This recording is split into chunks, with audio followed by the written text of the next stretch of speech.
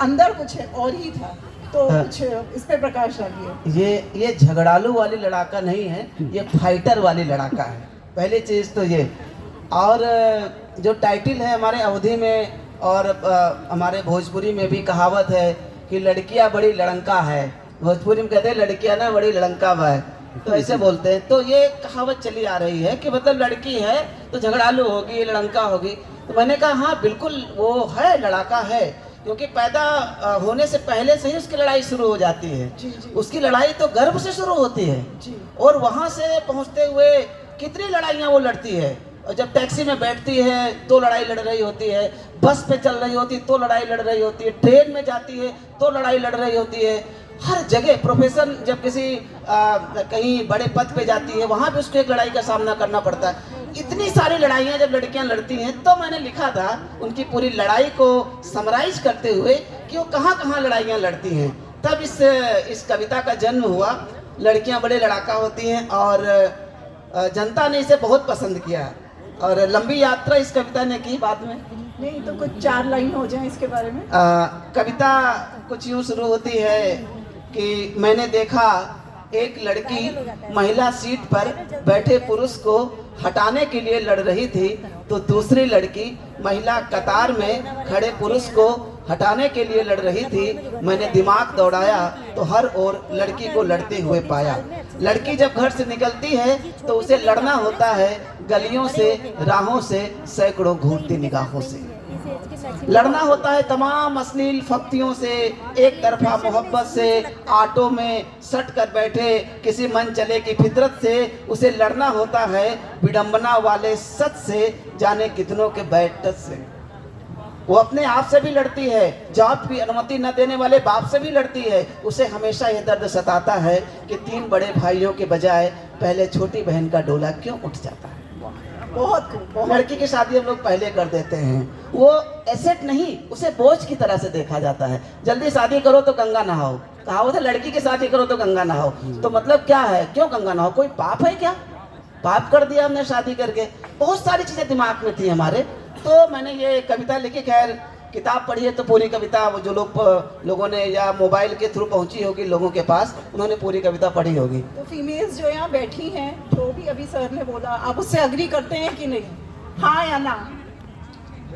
Girls जो sir ने बोला उस पर अग्री करते हैं? तो अग्री करते हैं, मतलब कि आपकी सार्थक हुई कविता जी। अच्छा पंकज जी, शायद बहुत कम लोगों को पता होगा, आप मशहूर तो सिर्फ कवि के रूप में हैं, राइटर हैं इसलिए मशहूर हैं, लेकिन बाय प्रोफेशन तो आप साइंटिस्ट हैं। तो इतना रेयर और एकदम अजूबा टाइप का कॉम्बिनेशन कैसे? साइंटिस्ट, उसको दिमाग का काम।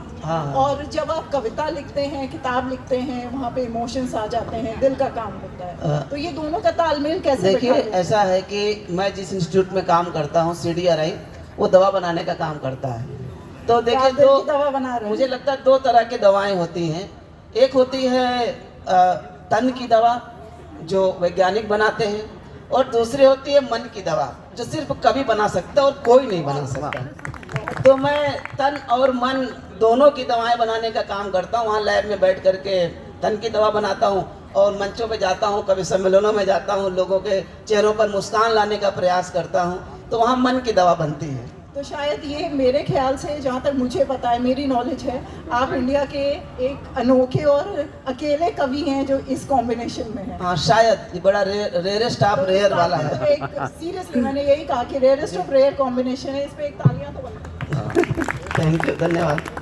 अच्छा, मैंने सुना था कि अनुपम खेर जी ने आपकी ये कविता लड़कियां बड़ी लड़ाका होती हैं टाइम स्क्वायर से पढ़ी, और शायद तब तक वो अवगत भी नहीं थे कि आपने लिखी है। और लेकिन उन्होंने पढ़ी, लेकिन जब उनको पता चला सोशल मीडिया के थ्रू, तो उन्होंने वापस आपको फ़ोन किया। तो एग्जैक्टली हुआ क्या था इस प्रसंग को थोड़ा ये कविता मैंने जब लिखी थी, ये मैं नवभारत टाइम्स में कॉलम लिखा करता था, प्रसून के पंच, बड़ा पॉपुलर कॉलम था, बहुत लोग पढ़ते थे उसे। तो सबसे पहले कविता उसी कॉलम में छपी थी, साप्ताहिक कॉलम मेरा आता था उसमें। और उसके बाद में देखते ही देखते ये ट्रेवल करने लगी कविताएं। अच्छा, पहले के साहित्यकार लिखते थे तो लोगों को किताब में पढ़ना पड़ता था, मैगजीन में। आजकल सोशल मीडिया का ज़माना है, आप कोई भी अगर कविता में दम है तो कुछ ही घंटों में वो शायद लाखों करोड़ों तक पहुंच वायरल हो जाएगी। जाती है। इतनी शेयर हुई, इतनी वायरल हुई, कितने लोगों के फोन आए, कुछ लोगों ने वो कविता मुझे ही वापस भेजी, देखो किसी कवि ने लिखी, कितनी अच्छी कविता है। नाम गायब हो जाता है, जब कविता वायरल होती है तो कवि गायब हो जाता है। वो कभी कभी तो लोगों को इतनी ज्यादा अपनी कविता लगती है कि अपना नाम डाल देते हैं। तो मुझे बड़ा उसको मैं पॉजिटिव मानता हूँ। हमने कहा इतना कनेक्ट हो रहा है कि लगता है मैंने ही लिखी है, तो उसे मैं कोई चोरी नहीं मानता हूँ, उसे बड़ा अच्छा मानता हूँ, बड़ा पॉजिटिव मानता हूँ कि भाई इतना कनेक्ट हो रहा है वो। तो ये कविता ने यात्रा करी, बड़ी लंबी यात्रा करी। तो ये कविता अनुपम खेर जी तक उसी सोशल मीडिया के थ्रू ही पहुंची थी। और उन्होंने उस वक्त इंटरनेशनल वुमेन्स डे था 8 मार्च, तो 8 मार्च को उन्होंने वो उस समय शूटिंग कर रहे थे टाइम्स स्क्वायर में, न्यूयॉर्क में थे। तो वहाँ उन्होंने इस कविता को वहाँ से पढ़ा टाइम्स स्क्वायर से, और उसके बाद में वो मेरे पास लोग उन्होंने डाला अपने फेसबुक पे, इंस्टा पे और ट्विटर वगैरह पे, सब पे डाला। उसके बाद लोग मुझे टैग करने लगे, पंकज प्रसून की कविता है, पंकज प्रसून की कविता है। हजारों लोगों ने टैग किया, और वो कविता मतलब 24 घंटे के अंदर 20 मिलियन लोग उसे देख चुके थे, सिर्फ 24 घंटे के अंदर। ये ताकत होती है। अब आजकल सोशल मीडिया, मैं तो बड़ा पॉजिटिवली लेता हूँ सोशल मीडिया को, इतनी ताकत है। कहाँ पाठक, आपको 20 मिलियन पाठक कैसे मिल सकते, मिल ही नहीं सकते। सोशल मीडिया ही आपको 20 मिलियन पाठक घंटों भर में दिला देती है। 20 मिलियन लोगों ने अनुपम खेर जी की उस कविता को, उन्होंने बड़ा अच्छा पढ़ा था, वो एक्टर भी हैं चूंकि, तो उनका जो पढ़ने का अंदाज था वो बड़ा अच्छा था, बिल्कुल उन्होंने याद करके पढ़ा था। बाद में उन्होंने बताया मुझे। तो जब वो लोगों ने टैग किया तो एक दिन बाद उनका फ़ोन आया मेरे पास कि मैं अनुपम खेर बोल रहा हूँ। पहले मुझे विश्वास नहीं हुआ, तो क्या इतना बड़ा एक्टर है, मुझे क्यों फ़ोन कर रहा है। बोला मैं सच में अनुपम खेर बोल रहा हूँ, और वो आपकी कविता मुझे मिली थी, और बाद में लोगों ने बताया, मैंने आपको सर्च किया तो मेरा जो पर्सनल असिस्टेंट है उसने आपका नंबर गूगल से सर्च करके और मुझे दिया है, और मुझे बड़ी खुशी हो रही है। उन्होंने फिर से एक पोस्ट डाली दोबारा से कि मैंने उस कविता के जो रचयिता थे उनको मैंने खोज निकाला, और वो पंकज प्रसून है और बड़ा रिगार्ड व्यक्त करते हैं। उन्होंने दोबारा से एक पोस्ट डाली, तो ये कहानी हुई, और उसके बाद में फिर रिश्ता बन गया उनके साथ एक। फिर मेरे कम से कम उन्होंने 8 कविताएं पढ़ी। मदर्स डे आया तो उन्होंने कहा, पंकज कोई माँ पे कविता है आपके पास तो मुझे दो, मैं अपनी माँ के लिए पढ़ना चाहता हूँ। उनकी माँ दुलारी उनका नाम दुलारी, बड़ा प्रेम करते हैं उससे, उनके वीडियोस खूब डालते रहते हैं। फिर उन्होंने वो कविता पढ़ी। फिर एक पिता के लिए मैंने एक कविता लिखी, तो वो पढ़ी उन्होंने। और उसके बाद में उनकी किताब I your best day is today, तो उस किताब के लिए उन्होंने कविता लिखवाई, और उस कविता को उन्होंने अपनी किताब में जगह भी दी, उसको छापा भी बाद में। तो इस तरीके से ये क्रिएशन के थ्रू ये रिश्ते बन जाते हैं कभी कभी। जी। और कभी नहीं सोच रहा होता है कि ये कविता कहाँ पहुँचेगी, किसके पास पहुँचेगी, और ये जब लिखते हम नहीं सोच रहे होते हैं, लेकिन रिजल्ट बड़े उसके सकारात्मक रहे, और बड़ी खुशी हुई कि मैं कोई ऐसी रचना रच पाया। देखिए, लेकिन मैं इसमें अनुपम खेर जी की मॉडेस्टी कहूंगी कि उन्होंने जान के आपको फिर से नई एक पोस्ट डाली, टैग किया। बिल्कुल। और रीजन मेरा इसलिए है ये कहने का कि मैं जब आपका सोशल पेज देख रही थी, आपका जो फेसबुक पेज था उसमें देख रही थी, तो आपने एक बार उस पर कविता भी लिखी है शायद, कि जब आपने अपने नाम से कविता डाली तो बहुत सारे ऐसे कमेंट्स आए कि इसमें ये सही नहीं, भाषा नहीं सही, अरे मुझसे चेक करा लेते। लेकिन जब आपने अगले दिन कोई और कविता नागार्जुन जी के नाम से डाल दी, तो ये वो है कि उनकी महानता थी कि उन्होंने आपको इतना मान दिया और आपको टैग भी किया। बिल्कुल। अच्छा। और फिर उन्होंने इस किताब की भूमिका भी लिखी, और इतना ही नहीं, इतने प्रेम हो गया उन्हें इस किताब से कि उन्होंने कहा कि पंकज प्रसून इस किताब का जो लोकार्पण होगा ना वो तो बम्बई में होगा। मैंने कहा नहीं, मैं लखनऊ में कराना चाहता हूँ, वहाँ हमारे लोग नहीं, तुम ऐसा करो बम्बई आ जाओ, तुम्हारा विमोचन कराते हैं। मैंने कहा सर वो कहाँ कराएंगे, कहने नहीं मैं कराऊंगा। तो मैं बम्बई गया और उन्होंने इसका लोकार्पण राजभवन में कराया, और हेमा मालिनी जी ने इस किताब का लोकार्पण किया। कहा कि वो सांसद हैं, उनको बुलाया, और वहाँ के राज्यपाल कोश्यारी जी थे, और पूरी फिल्म इंडस्ट्री के लोग जिनको मैं सिर्फ टीवी पे देखता था, सिनेमा में देखता था, वो सारे बड़े लोग सब सुनने के लिए बैठे हुए थे। तो ये बड़े एक्टर की महानता होती है। मैं तो बड़ा उनको आदर के साथ में हमेशा उनका मैं कृतज्ञ रहूँगा कि उन्होंने इस कविता को कहाँ कहाँ पहुँचा दिया। वो कहते हैं ना कि फलों से लदा हुआ पेड़ हमेशा झुका ही। हाँ, बिल्कुल बिल्कुल। अच्छा, मैंने एक चीज़ और नोटिस करी है, आपकी सबसे ज़्यादा फीमेल फॉलोइंग है, और फीमेल्स भी, वो भी आज की युवा पीढ़ी। और उसी के मद्देनज़र रखते हुए मैं आपसे एक चीज़ पूछना चाहती हूँ, आपने एक कविता लिखी हुई है ब्रेकअप के बाद का प्यार, जी जी जी। तो ये क्या है ब्रेकअप के बाद का क्या प्यार? मुझे ऐसा लगता है कि हर जगह सकारात्मकता ढूंढनी चाहिए, कभी को बेहद सकारात्मक होना चाहिए। जो नकारात्मक हो गया वो तो कभी ही नहीं रह गया। तो अच्छा कभी वही होता है जो बेहद नकारात्मक माहौल में कोई सकारात्मक चीज ढूंढ लाता है। खूब आग लगी हो तो कभी को बुझाने का काम करना चाहिए, उसको भड़काने का काम नहीं करना चाहिए। अब युवा पीढ़ी में आजकल पहले खत लिखे जाते थे, अब वो नहीं लिखे जाते हैं, नया ट्रेंड आ गया है भाई। अब सोशल मीडिया का ज़माना आ गया, पहले खत जला दिए जाते थे, उसके बाद में अब खत ही नहीं लिखे जाते, अब नया अब ब्लॉक कर देते हैं। नहीं, अब स्नैपचैट है, फेसबुक पर स्नैपचैट है, और अब ब्रेकअप हो गया तो ब्लॉक कर दिया। तो नया ज़माना आ गया, नए दौर की विसंगतियाँ आ गई। तो एक कविता थी मेरी, ब्रेकअप के बाद का प्यार। तो मैंने लिखा था कि देखिए ऐसा है कि मैं आपको सुना देता हूँ कि जैसे बारिश के एहसास के लिए तपिश ज़रूरी है, छाँव के एहसास के लिए धूप ज़रूरी है, मिलन के एहसास के लिए जुदाई ज़रूरी है, संभलने के एहसास के लिए गिरना ज़रूरी है, जुड़ाव के एहसास के लिए टूटना ज़रूरी है, ठीक वैसे ही प्यार के एहसास के लिए ब्रेकअप ज़रूरी है। और थोड़ा सा नए दौर की आप देखिए कि प्यार का एहसास तो ब्रेकअप के बाद ही होता है, जब हम एक दूसरे को अनफ्रेंड कर देते हैं लेकिन प्रोफाइल फोटो से नजरें नहीं हटती। व्हाट्सएप पर कई बार मैसेज लिखते और मिटाते हैं लेकिन सेंड नहीं कर पाते हैं। एक दूसरे की डीपी को जूम करके देखते रहते हैं, हम चुप रहते हैं, एक दूसरे से कुछ नहीं कहते लेकिन स्टेटस बदल बदल के बहुत कुछ कह रहे होते हैं। बहुत उम्दा। प्यार का एहसास तो ब्रेकअप के बाद ही होता है, जब पार्क की बेंच पर झपकी आ जाती है और सर को कोई ठिकाना नहीं मिलता, जब प्लेट में चिली पोटैटो आधा बचा रह जाता है और वेटर पूछता है मैडम के आने में देर है क्या। जब लड़की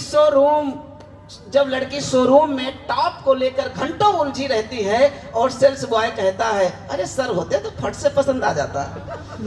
5 रुपए में जोड़ा सलामत रहे की दुआ करने वाली बस स्टॉप के भिखारन जब पूछती है अरे साहब जी को तो चलेगे का। अरे प्यार का एहसास तो ब्रेकअप के बाद ही होता है, जब हम एक दूसरे को गालियां देकर के प्यार कर रहे होते हैं, जब एक दूसरे के गिफ्ट जलाकर प्यार कर रहे होते हैं, जब एक दूसरे से नफरत करके प्यार कर रहे होते हैं। बड़ा अजीब होता है ये ब्रेकअप जब हम एक दूसरे की यादें मिटाकर याद कर रहे होते हैं। कहते हैं कि प्रेम का धागा टूटने के बाद नहीं जुड़ता और जुड़ता है तो गांठ पड़ जाती है, लेकिन मैं कहता हूँ सलीके से लगाई गई गांठ कमजोर धागे को और मजबूत बना देती है। पंकज जी, एक मेरा ही पर्सनल क्वेश्चन है आपसे। आप दिन भर तो लैब में बिताते हैं जी। और देखिए लेखक होता है, कवि होता है, वो हमेशा लोगों को ऑब्जर्व कर रहा होता है, कहीं ना कहीं किसी को देख रहा होता है, तब इतनी ये सब चीजें लिख सकता है और लिख पाता है जनरली जी। तो आपको कब टाइम मिलता है ये सब इतना नजदीकी से देखने? क्योंकि जो आपकी कविताएं हैं आज के टाइम के, आज के जो युवा पीढ़ी है उन्हीं पे ही केंद्रित है बहुत सारी। जी जी जी। तो ये कैसे आप समय निकालते हैं इसके लिए? देखिए जैसे वो कह गया ना कि कबीर दास जी कहते थे कि सब कहते कागज की लेखी, मैं कहता हूँ आखिर देखी। तो आप बिल्कुल सही कह रहे हैं, ऑब्जर्वेशन बहुत ज़रूरी है, समय को निकालना नहीं पड़ता है, समय खुद निकलवा लेता है। वो जो कविता होती है ना वो लिखनी नहीं पड़ती है, वो खुद लिखवा लेती है लेखक से। और 2 तरीके का लेखन होता है, एक तो लेखन होता है कि जब हम एफर्ट करके लिख रहे होते हैं, बहुत एफर्ट किया तब जाके कोई रचना बनी, और एक दूसरा लेखन होता है जिसको अनायास लेखन कहते हैं। ये तो सायास हुआ कि हमने एक टॉपिक डिसाइड किया और हम फिर मेहनत कर रहे हैं, घंटों बैठे हुए हैं, कलम चला रहे हैं, उधेड़ बुन में हैं। एक लेखक बड़ा सहज लेखन होता है जिसे कविता कहते हैं, उतरती है ऊपर से। अनायास लेखन, एक विचार ऐसा दिमाग में आ गया कि वो विचार ने थोड़ी देर के लिए, अब मैं लैब में काम भी कर रहा होता हूँ, मैं एक्सपेरिमेंट लगा रहा होता हूँ, उस वक्त कोई विचार आ जाता है, मैं तुरंत लिख लेता हूँ, मैं टाइम बिल्कुल नहीं लगाता हूँ। थोड़ी देर के लिए रोक करके 10 मिनट मैंने लिखा।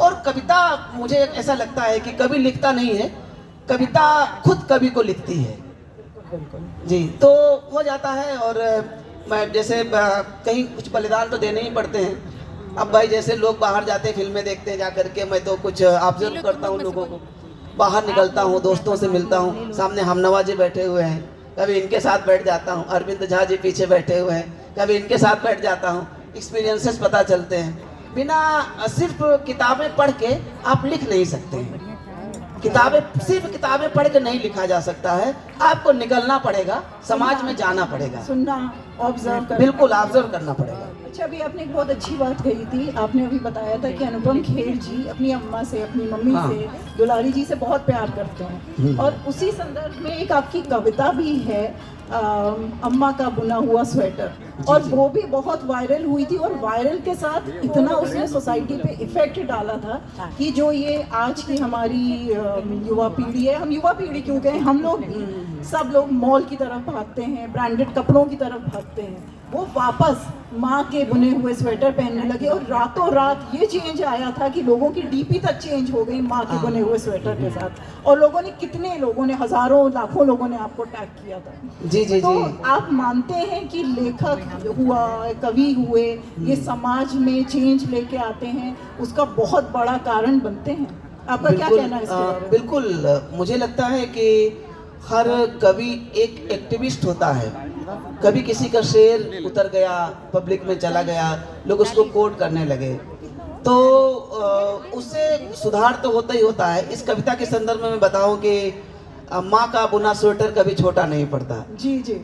तो मैंने इस कविता को पोस्ट किया था फेसबुक पर, अनुपम जी ने भी इसे पढ़ा था, तो लोगों ने सच में अपनी डीपी बदल दी, और बहुत सारे लोग जो कोट पैंट पहन के जाते थे अपने ऑफिस में दिखाने के लिए, मैं कोट पैंट टाई वाला हूँ, वो लोग माँ की स्वेटर पहन के ऑफिस गए जी, कि ये मेरी माँ का बुना स्वेटर है।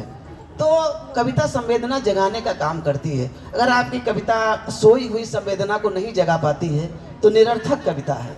हम क्यों लिख रहे हैं आखिर? हमारा पर्पस क्या है लिखने का?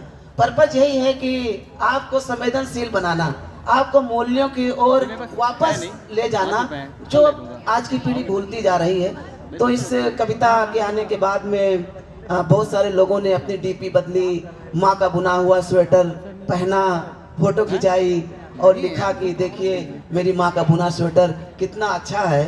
और बहुत सारे ऐसे लोग थे कि जो वाकई में मोटे हो गए थे, स्वेटर नहीं पहन सकते थे, तो उन्होंने स्वेटर के साथ में सेल्फी डाली कि मेरी माँ का बुना स्वेटर है और देखिए कितना अच्छा है।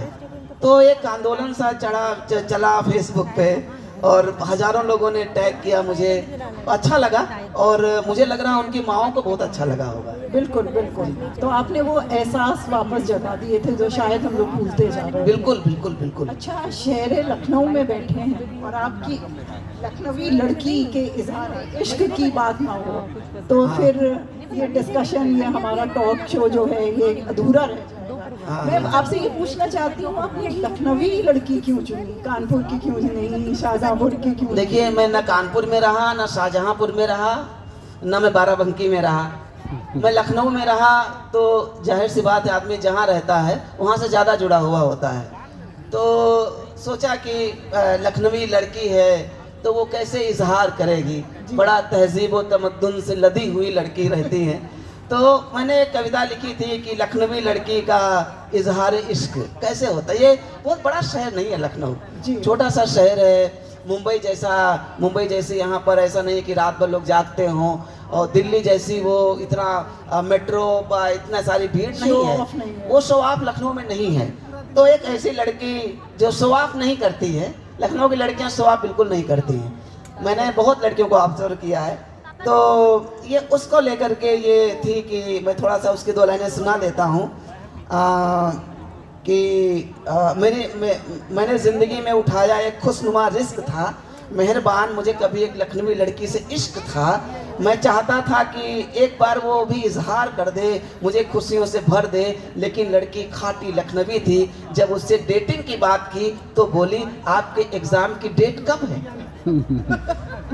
जब भी रोमांटिक फिल्म दिखाने की बात की तो बोली अरे इन पैसों से गुनाहों का देवता क्यों नहीं खरीद लेते। जब भी उसे पिज्ज़ा हट चलने को कहा तो बोली चौक के बतासे खाने चलते हैं ना।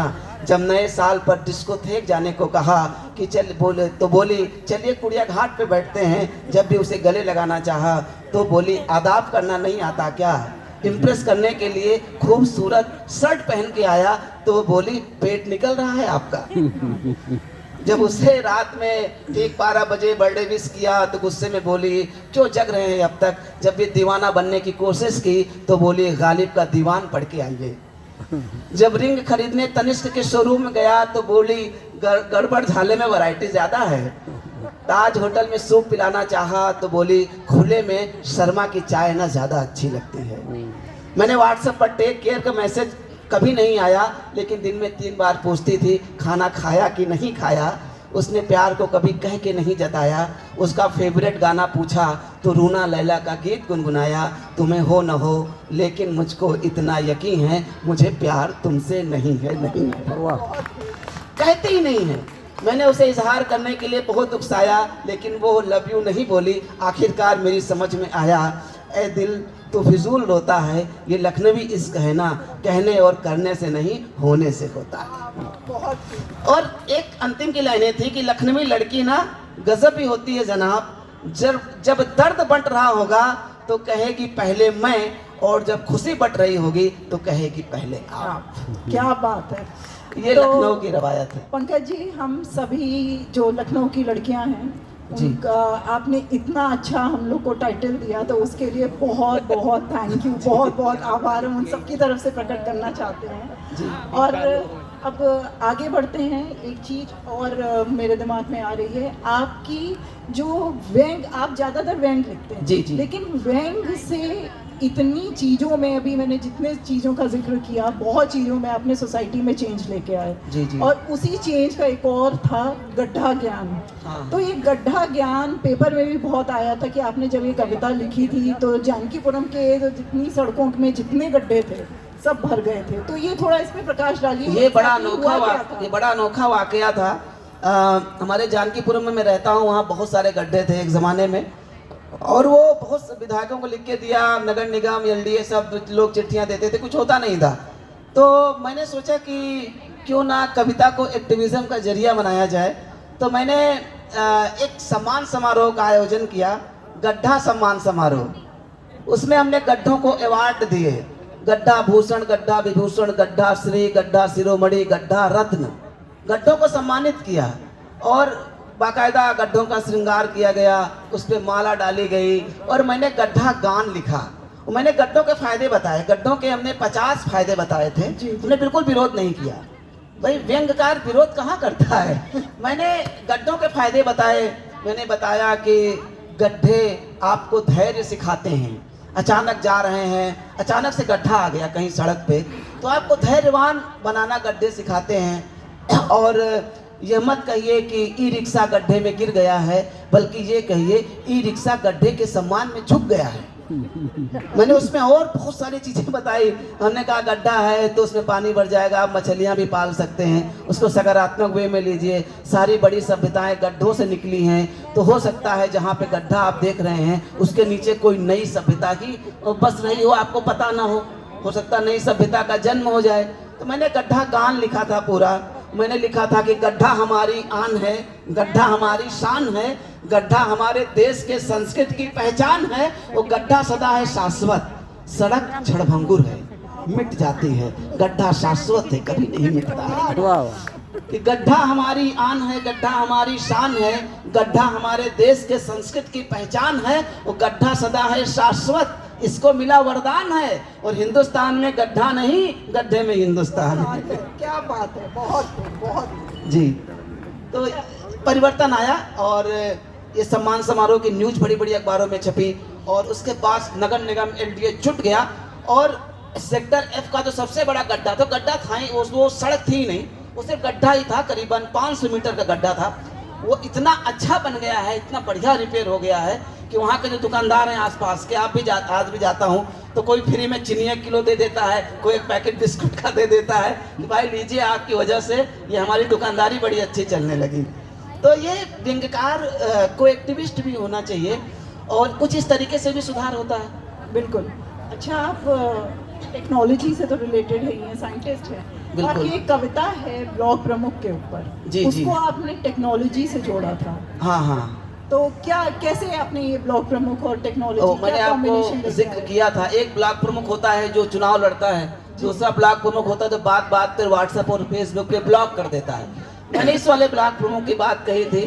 वो कविता की आपको वो लाइनें 4 लाइनें सुना देता हूँ कि तुमने ब्लॉक किया है मुझको, लेकिन इतना बतला देना दिल में जो प्रोफाइल फोटो है वो कैसे ब्लॉक करोगे? वो बंद किए सारे दरवाजे, लेकिन इतना समझा देना मन की जो ओपन विंडो है उसको कैसे लॉक करोगे? और कि एहसासों का कातिल मैं हूँ, सारे गम का हासिल मैं हूँ। अरे फ्रेंड लिस्ट में लाखों होंगे, ब्लॉक लिस्ट में केवल मैं हूँ। वाह वाह वाह। कितनी सकारात्मकता है। वो सारी चैट डिलीट मार दो, लेकिन इतना बतला देना 2.5 आखर जो बोले थे उनको कैसे साफ करोगी?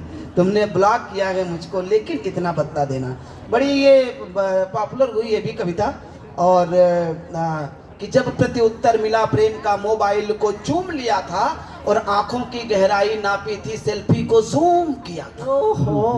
अब देखिए ये आज के दौर की टेक्नोलॉजी है। पहले कभी कहते थे आंखें झील सी गहरी हैं, अब जरूरत नहीं है। अब आप उसको बढ़िया अच्छे मेगापिक्सल कैमरे से फोटो खींचिए और जूम कर लीजिए, रेटिना तक दिख जाएगा। पूरा अंदर तक दिख जाता, मैंने देखा है इसको जूम करके। तो जूम कर लीजिए तो कितनी गहराई है नाप लीजिए, अपने हिसाब से कैलकुलेट कर लीजिए। अब ये सुविधा आ गई है। इसमें एक अच्छा स्टेंजा था कि अंतर्मन की विचरण सीमा इंटरनेट से बहुत बड़ी है। अंतर्मन की विचरण सीमा इंटरनेट से बहुत बड़ी है। वॉल फेसबुक की थी पहले, आज हमारे बीच खड़ी। वाह वाह, बहुत बहुत। कुछ ये टेक्नोलॉजी से कुछ अच्छी बात निकालने की कोशिश आज के दौर से। देखिए मैंने लगातार देखा है आपकी जो पोएम्स रही हैं, जो आपकी कविताएं रही हैं, वो लगातार व्यंग के साथ सोसाइटी में चेंज लेके आई हैं। कहीं ना कहीं वो सरकार में भी चेंज लेके आई। बिल्कुल। और आपने सोसाइटी में तो चेंज लेके आए, आपने एक लड़की की भी जान बचाई थी और वो भी बहुत वायरल हुआ था सोशल मीडिया पे। दिल्ली में एक लड़की सुसाइड करने जा रही थी और आपकी कविता पढ़ के रुक गई। वो क्या किस्सा था? वो देखिए आजकल की जो युवा पीढ़ी है इसके अंदर सुसाइडल थॉट बहुत तेज़ी से आते हैं और इसके पीछे के बहुत सारे कारण हैं।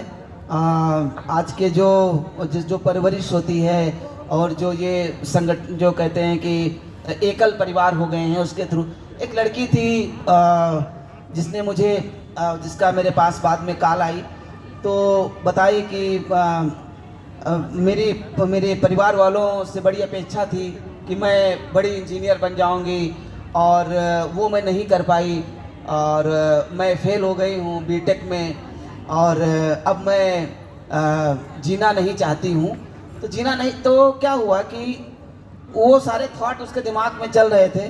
कुछ ऐसा हुआ कि उसकी एक फ्रेंड ने मेरी यही वाली कविता भेजी, लड़कियाँ बड़ी लड़ाका होती हैं, तो उस कविता को उसने उसी समय पढ़ा। टाइमिंग इतनी अच्छी थी तो वो कविता पढ़ने के बाद में उसने वो इरादा त्याग दिया और कहा कि नहीं, मैं संघर्ष करूंगी, मैं लड़ूंगी, मैं इस बार फेल हो गई तो क्या, मैं अच्छा इंजीनियर बन के दिखाऊंगी। और आज वो एक बहुत बड़ी कंपनी में एमएनसी में है और उसका पैकेज है इस वक्त 45 लाख रुपए पर एनम।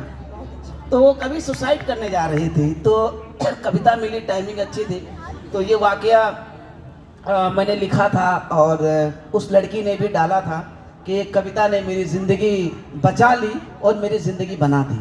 बहुत अच्छे। तो कविता सार्थक हो गई।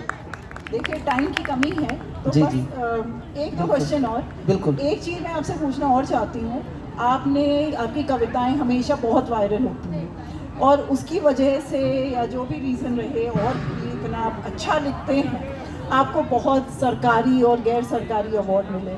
तो क्या आप अवार्ड्स के लिए लिखते हैं? अवार्ड्स के लिए लिखता हूँ नहीं, ये गलत है। मैं लिखने के बाद अवार्ड मिलते हैं ये सही है। अवार्ड के लिए कहाँ, और जो सबसे बड़ा अवार्ड तो ये सब तो शील्ड वील्ड ये सब रखी रह जाती हैं। आप देखिए कि तुलसीदास जी को कौन सा अवार्ड मिला था, कबीरदास जी को, किसी को पता कौन सा अवार्ड मिला था कबीरदास जी को? कौन सा उनको पद्मश्री मिला था, पद्म भूषण मिला था? कोई नहीं। अवार्ड सब किनारे रह जाते हैं।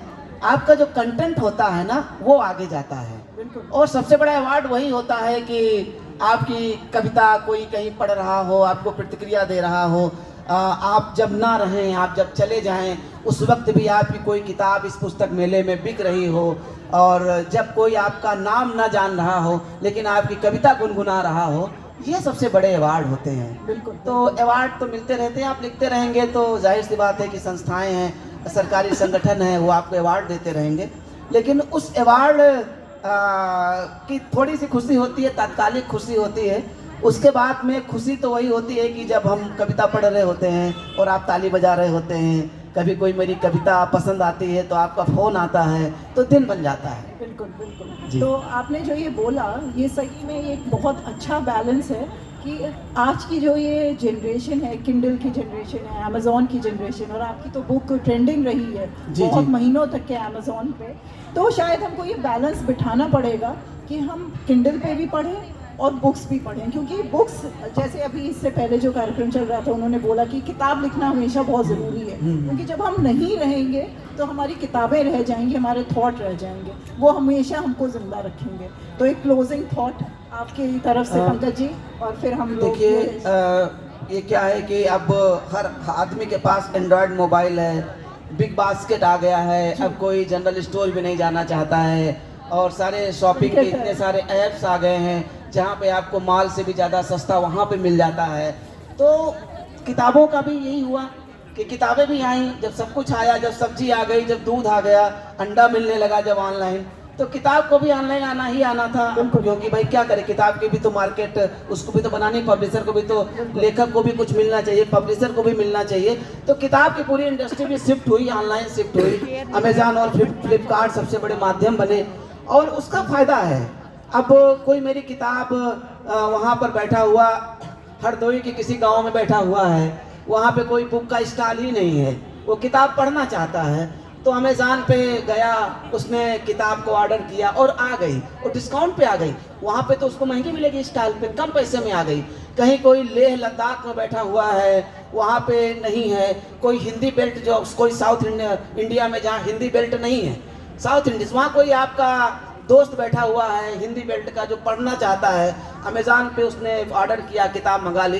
तो ये बड़ा माध्यम बन गया है कि जहाँ पर कोई बुक स्टॉल नहीं पहुँच सकता है, जहाँ पे पब्लिशर नहीं पहुँच सकता है, वहाँ भी आपकी उपस्थिति दर्ज हो जाती है। बाकी ये जो पुस्तक मेले होते हैं ये भी बहुत ज़रूरी हैं, क्योंकि एक तो वो जो सुख होता है कि हमने ऑनलाइन मंगा लिया, खरीद लिया, पढ़ लिया, लेकिन ये बड़ा डिफरेंट होता है पुस्तक मेले में आकर के किताब खरीदना, बुक स्टॉल से डायरेक्ट रिएक्शन मिल जाता है, डायरेक्ट रिएक्शंस मिल जाते हैं। और भाई अमेज़ॉन पे किसी, यहाँ हम लोग अवेलेबल भी रहते हैं, तो हम लोगों से हम लोग को विशेष शुक्रिया अदा करना चाहिए ऋचा जी का, जी, इतना जी। अच्छा इन्होंने ऑर्गेनाइज करा। तो thank you so much audience, आप इतने पेशेंटली आपने सुना। और इन बच्चों के लिए मैं, जो ये बच्चे हैं जिन्होंने बहुत अच्छा डांस किया, इस सारे स्टेज बड़ा छोटा था, लेकिन कितना अच्छा इन लोगों ने यहाँ पे किया। तो इन बच्चों के लिए भी सब लोग अच्छी ताली बजा दीजिए, है ना, अप्रिशिएट करना चाहिए। और बहुत अच्छा लगा, आपने बड़ा अच्छा संवाद किया, और डॉक्टर ऋचा आर्या और उनकी पूरी टीम का भी मैं शुक्रगुजार हूँ कि उन्होंने यहाँ पर इस कार्यक्रम को आयोजित किया। और किताब हमारी यहाँ पर है, स्टॉल नंबर 41 में है। तो पंकज जी से जो ऑटोग्राफ बुक लेना चाहते हैं तो प्लीज़ बुक लेके, और पंकज जी अभी यहाँ पे अवेलेबल हैं, तो आप आराम से उनकी ऑटोग्राफ बुक ले सकते हैं जी, and thank you so much Richa ji, thank you so much. और बहुत बहुत धन्यवाद दीपिका चतुर्वेदी जी का। और